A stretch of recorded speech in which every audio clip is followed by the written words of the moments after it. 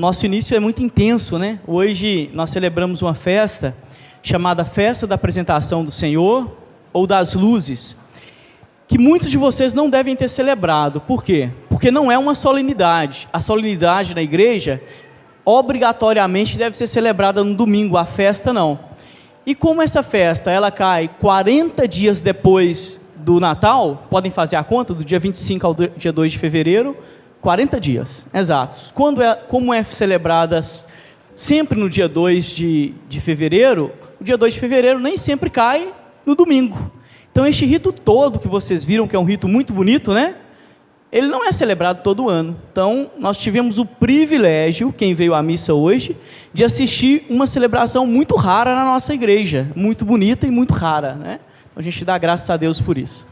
E eu quero hoje fazer a homilia a partir de 2 versículos do Evangelho só, porque, como eu disse, é muito intenso a celebração e nós não temos possibilidade de delongar. Temos crianças, pessoas, né, que não podem ficar e não suportam ficar muito tempo no templo também. Mas vamos fazer com intensidade.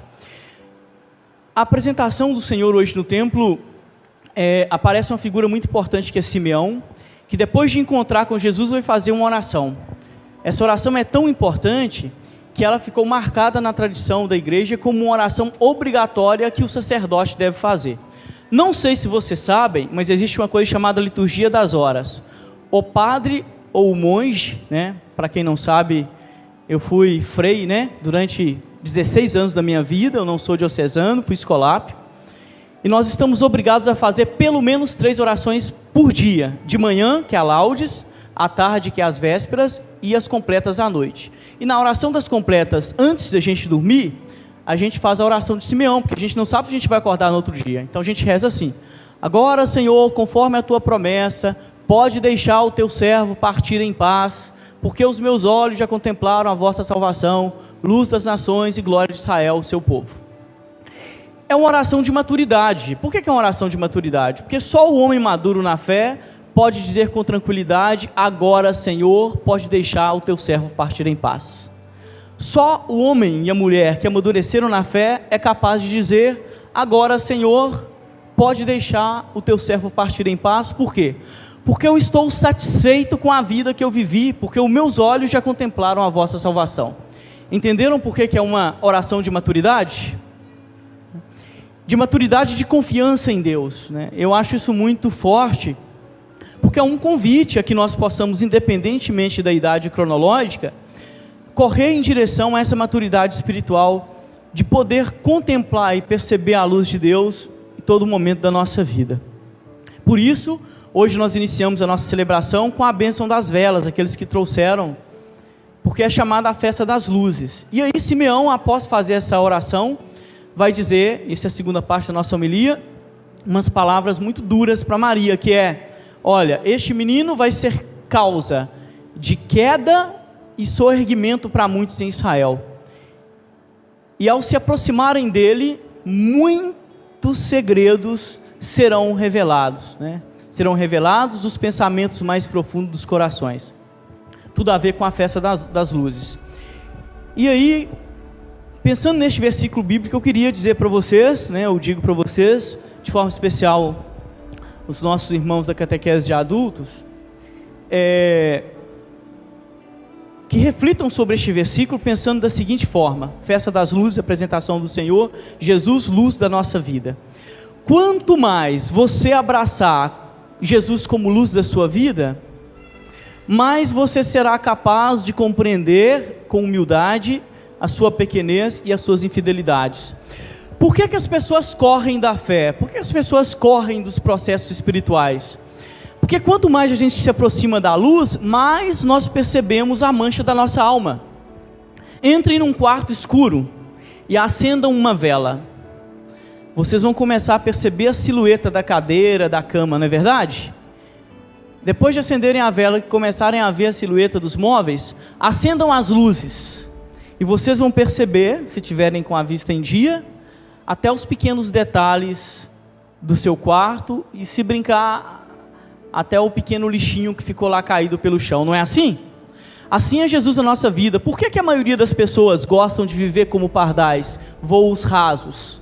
Porque o voo profundo na fé que significa abraçar verdadeiramente a luz, mostra a sua imperfeição. Quanto mais próximo da luz, nós temos aí dois efeitos, né? De alguma forma, mais nós percebemos as nossas imundícies, as nossas sujeiras, mas também, mais longe das sombras, nós ficamos. Não é bonito este efeito? A luz provoca duas coisas, naturalmente. Mostra a sujeira e afasta as sombras. Mas muitos de nós temos dificuldade em enxergar a própria sujeira, e muitos de nós adoramos uma sombrinha, né? A gente gosta de ficar escondidos nas nossas sombras. Portanto, meus irmãos e irmãs, terminando a nossa homilia, estejam preparados, porque todos vocês que abraçarem essa luz, passarão pelo processo de Paulo, cairão do cavalo em algum momento. Simeão vai dizer: este menino vai ser motivo de queda e soerguimento para muitos em Israel. Parece brincadeira, mas a fé, a luz da fé, uma das coisas que nos faz, que faz acontecer na nossa vida, não somente reconhecer as possibilidades da queda, mas realmente provoca em nós de alguma forma alguma queda, né? Quando nós enxergamos a partir da fé e dessa luz tão forte, que nós não somos tão perfeitos, nós caímos numa profunda tristeza, como Paulo caiu numa profunda tristeza. Por isso não é raro na vida dos santos e dos místicos, um estado de depressão e de tristeza, que não tem a ver com uma fraqueza de alma ou com uma patologia, como as pessoas poderiam, inferir. Não. Tem uma tristeza da alma, que é a tristeza dos santos, que é a tristeza de perceber que não é tão bom como deveria ser. E essa tristeza é muito sadia, porque nós estamos aí numa cultura em que nós abominamos as tristezas, né? As maiores obras de arte, e eu diria, os maiores eventos, né? Mas os maiores eventos não, mas as teorias mais brilhantes da nossa história, os maiores descobrimentos, foram feitos por homens que tinham a alma triste, porque percebiam a pequenez da sua existência. Percebendo a pequenez da nossa existência, em Deus e na sua luz, nós podemos fazer grandes coisas. Isso é bonito, não é? Então, é verdade que a fé pode produzir em nós alguma queda, porque a luz é tão forte, que denuncia o quão pequeno nós somos. A luz é tão forte que nos faz enxergar aquela mancha que nós não queremos ver. Por isso, se existe um fruto verdadeiro no processo de fé, e eu digo isso para vocês, se existe um fruto verdadeiro do processo de fé, é a humildade. O verdadeiro crente, ele é sobretudo um homem que na sua humildade reconhece a sua pequenez e a possibilidade, né, de crescimento em Deus, né? O orgulhoso e o prepotente não podem ser verdadeiramente cristãos, não abraçaram verdadeiramente a fé, né? Aquele que tem a mania de pensar que, a síndrome do galo, né? Que é pensar que o sol nasce porque eu canto, né?